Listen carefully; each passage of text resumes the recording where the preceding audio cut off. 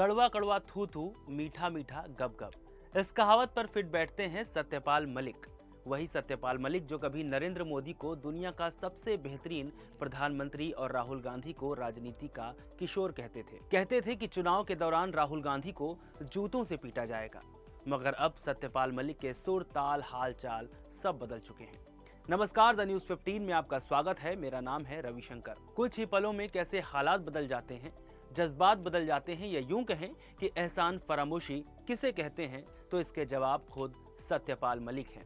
बात है करीब 2018-19 की, जब ये राज्यपाल थे, यानी पद पर थे। तब उनके मुंह से प्रधानमंत्री मोदी के लिए फूल बरसते थे, तारीफों के इत्र छिड़के जाते थे।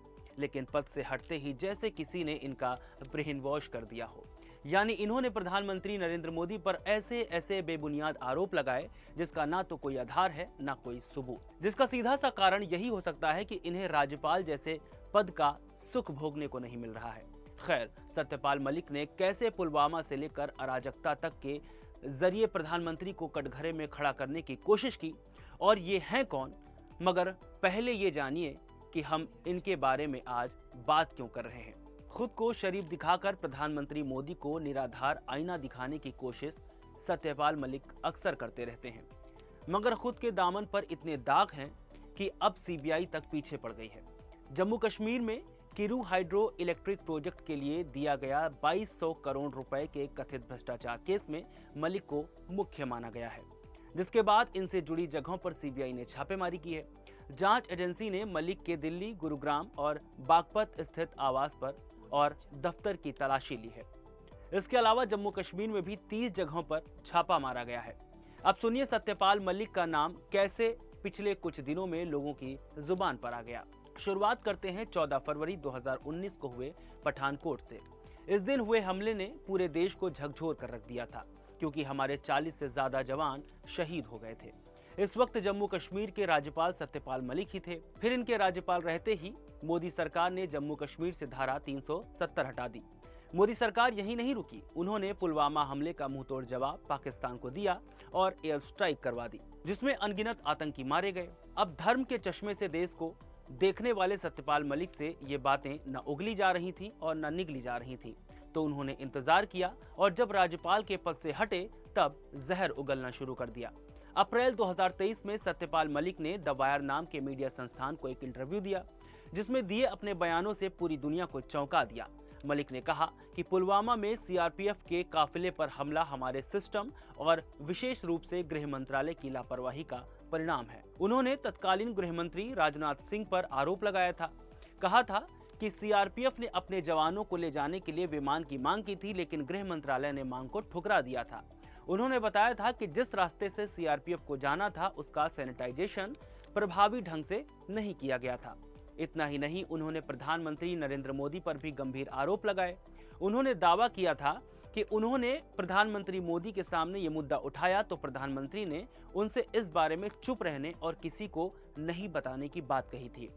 सत्यपाल मलिक बहुत अच्छे से जानते थे कि जवानों की शहादत का फायदा उठाकर पब्लिसिटी बटोरी जा सकती है, और उन्हें इसका फायदा भी मिला। वायर में इंटरव्यू देने के बाद उन्होंने राहुल गांधी के साथ यही सारी बातचीत की।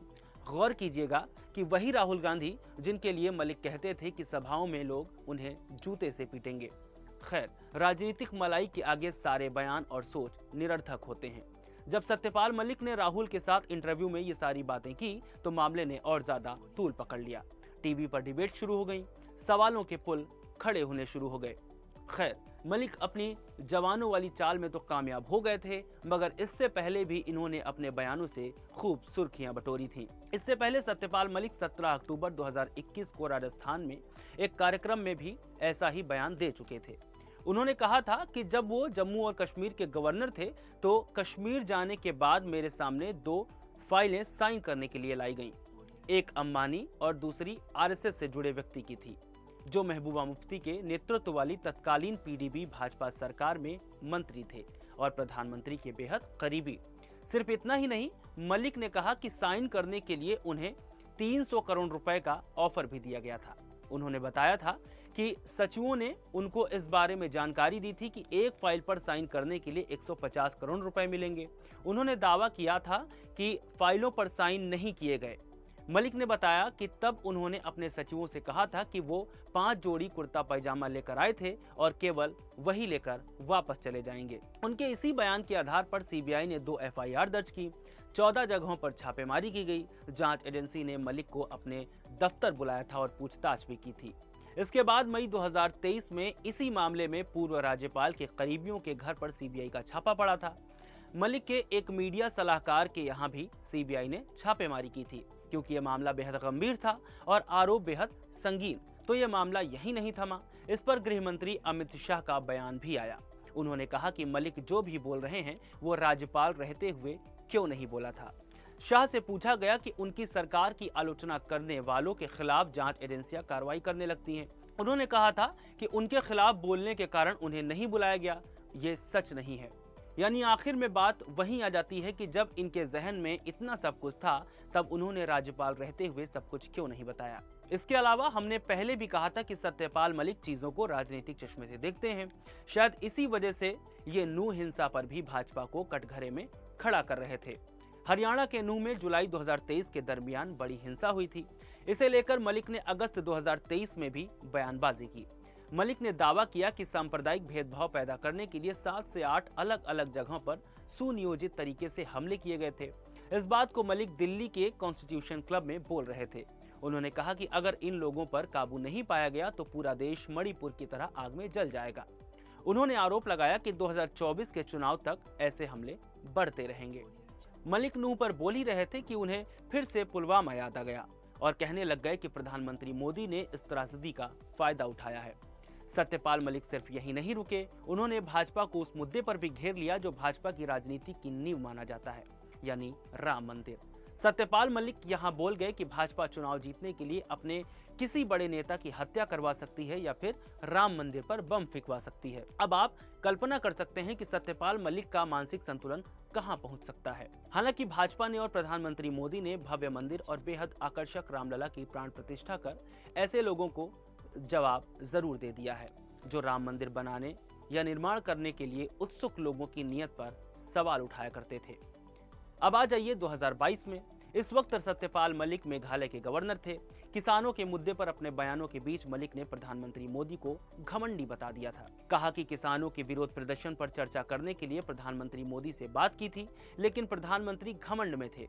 इस वजह से उनकी प्रधानमंत्री से बहस हो गई थी। यहाँ यह कहना गलत नहीं होगा कि मोदी सरकार ने किसानों की वो बातें मानी जिसका जिगरा पिछली सरकारों के पास नहीं था। किसानों की पीड़ा देखने के बाद ही सरकार ने उन 3 कानूनों को वापस भी लिया जिसके खिलाफ किसान प्रदर्शन कर रहे थे। हम जिन सत्यपाल मलिक की बात कर रहे हैं ये तो उनके किस्से हो गए, मगर इनके बारे में थोड़ा जान लेना भी बेहद जरूरी है। सत्यपाल मलिक 2004 में भाजपा में शामिल हुए थे। 2012 में पार्टी के राष्ट्रीय उपाध्यक्ष बने। इसके बाद 2017 से लेकर 2020 तक 4 राज्यों के राज्यपाल बनाए गए। 2017 में बिहार, 2018 में जम्मू कश्मीर, 2019 में गोवा और 2020 में मिजोरम के राज्यपाल बनाए गए। मलिक ने पॉलिटिक्स में एंट्री साल 1974 में मारी थी। तब वो लोक दल में शामिल हुए थे। चौधरी चरण सिंह की पार्टी भारतीय क्रांति दल के टिकट पर विधानसभा चुनाव लड़ा। अपनी होम सीट बागपत से जीतकर विधानसभा भी पहुंचे। 1974 से 1977 तक विधायक रहे। फिर 1980 में चरण सिंह ने उन्हें राज्यसभा भेज दिया। 1984 में चरण सिंह का साथ छोड़कर सत्यपाल मलिक ने कांग्रेस ज्वाइन कर ली। इस बार राजीव गांधी ने उन्हें राज्यसभा भेजा। बोफोर्स घोटाला सामने आने के बाद 1987 में उन्होंने कांग्रेस का साथ छोड़ दिया। यहाँ से निकले तो 1988 में जनता दल में चले गए। यहाँ पर थे विश्वनाथ प्रताप सिंह। सत्यपाल वीपी सिंह के बेहद करीबी माने जाते थे। यहीं से 1989 में पहली बार लोकसभा भेजे गए। सीट थी अलीगढ़। वीपी सिंह ने उन्हें मंत्री भी बनाया। यहाँ भी बहुत दिन तक नहीं टिक सके। 1996 में उन्होंने मुलायम सिंह यादव की समाजवादी पार्टी ज्वाइन कर ली। इसके बाद साल 2004 में सीधा भाजपा का दामन थाम लिया। सत्यपाल लंबे वक्त तक भाजपा में ही रहे। सितंबर 2017 में बिहार का राज्यपाल बना दिया गया। रामनाथ कोविंद को राष्ट्रपति भवन भेजने के बाद ये सीट खाली हुई थी। कहा गया कि 2019 के लोकसभा चुनाव में जाटों को अपनी तरफ लुभाने के लिए ऐसा किया गया था। ये थे सत्यपाल मलिक। यानी अगर आप इनके राजनीतिक करियर और बयानों पर नजर डालेंगे तो पता चलेगा कि इन्होंने मौके का फायदा उठाना खूब सीखा है। कहां रहकर क्या बोलना है और कब बोलना है ये इन्हें बखूबी आता है। मगर कभी कभी सत्यपाल मलिक ऐसे लोगों पर आरोप लगा जाते हैं जिन पर देश की 140 करोड़ जनता विश्वास करती है। आज के लिए फिलहाल इतना ही। हमें ऐसे ही देखने के लिए द न्यूज़ 15 को शेयर करें और सब्सक्राइब करें। शुक्रिया।